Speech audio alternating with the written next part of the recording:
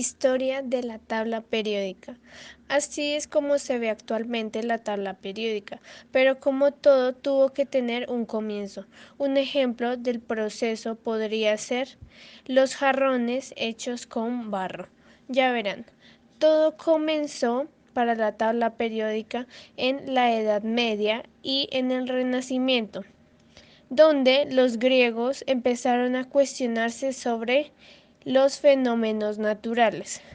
Uno de ellos fue Tales de Mileto, quien decía que el agua era el principio general del universo, que todo provenía de este.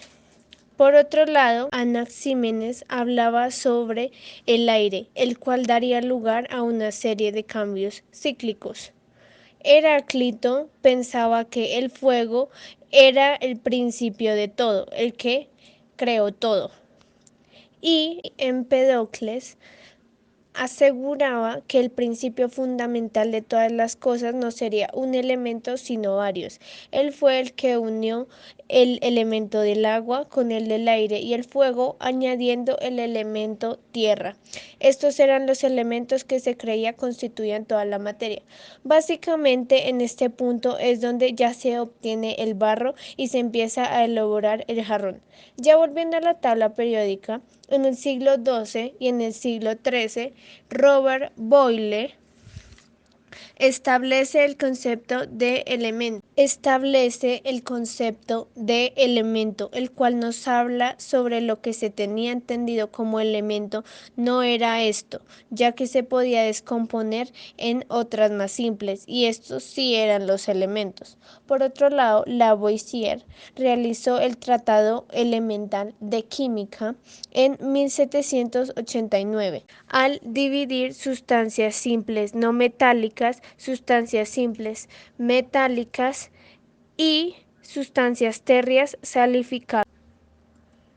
En el siglo XIX, John Dalton le da al átomo un sentido real respecto a poder calcular el peso de este.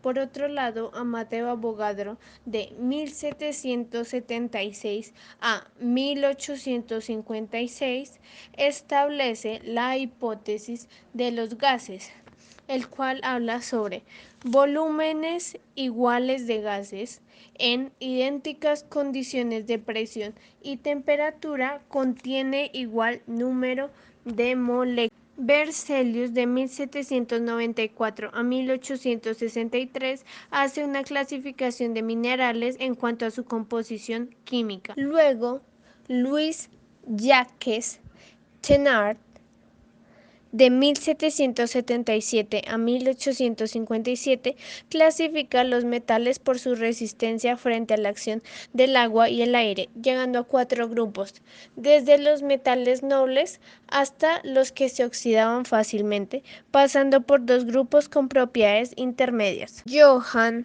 Wolfgang Doberein, de 1780 a 1849, relaciona el peso atómico de los elementos con sus propiedades químicas y los organiza en tríadas, o sea, grupos de 3. Aquí, como podemos observar, son un conjunto de ideas que se van construyendo poco a poco. El contenido de la tabla periódica. Lo mismo pasa con el jarrón de barro. Este se empieza a moldear y a tomar forma. Luego, en 1860 fue determinado el primer Congreso Internacional de Química, el cual fue organizado por Cannizzaro. Cannizzaro elaboró un documento donde explica las diferencias entre átomo y moléculas, así como entre pesos atómicos y elementos. Así fue como Cannizzaro contribuyó a poner en orden la química. Por otro lado, podemos encontrar a Alexander Emil Bogunger Chancourtines, quien creó un sistema basado en los nuevos pesos atómicos obtenidos por Cannizzaro. Él construyó una hélice o un cilindro más bien con su base dividida en 16 partes. La llamó hélice telúrica por ser el telurio el elemento del centro. Falló en agrupar muchos elementos similares y a pesar de la originalidad, ya que fue la primera versión de tabla periódica, quedó arrinconada por la comunidad científica. Este es un ejemplo de la tabla periódica de Choncourtain. Así como Choncourtains pueden haber errores en la tabla periódica, así como pueden haber errores en la constitución de una jarra de barro, como pueden observar en la imagen. Luego, John Newlands, de 1837 a 1898, ordenó los elementos químicos en orden creciente, por peso atómico, excepto el hidrógeno. Observó que había una repetición en las propiedades cada 8 elementos y a esto lo llamó la ley de las octavas, como pueden observar.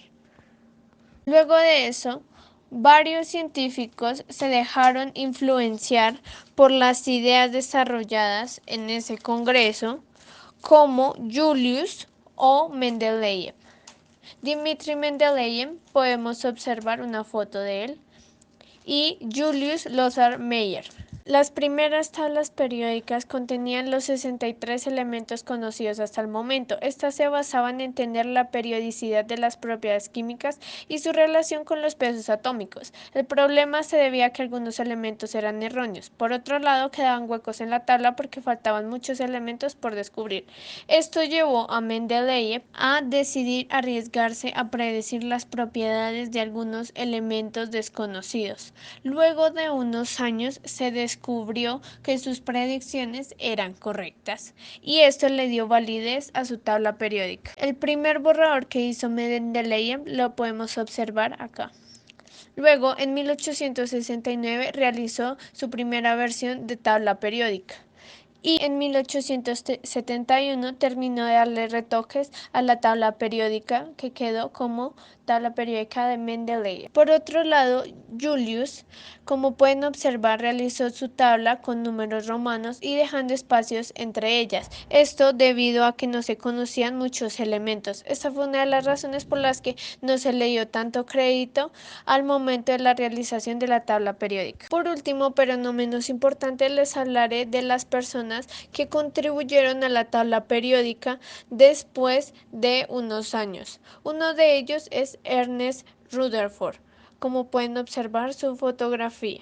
Él realizó una investigación sobre la desintegración del átomo y su contribución a la química de las sustancias radioactivas. Por ello obtuvo el Premio Nobel en 1908. Otra persona que contribuyó fue Henry Moseley. Él fue quien demostró la relación entre el número atómico y la carga nuclear de los elementos. Con él, la tabla periódica queda definitivamente formada en vertical por grupos de elementos y en horizontal por periodos de distintas longitudes. Luego encontramos a Glenn Seaborg, quien contribuyó a la tabla periódica descubriendo los últimos 4 elementos desde el 2016. Estos 4 elementos son el nionio, el moscovio, el tenesio y organeso. Dan lugar a la configuración actual de la tabla periódica. Como pueden observar, mediante ideas, fracasos, intentos, se puede obtener un buen resultado. Esto lo comprobamos mediante la tabla periódica y mediante la jarra de barro, las cuales podemos comprobar aquí.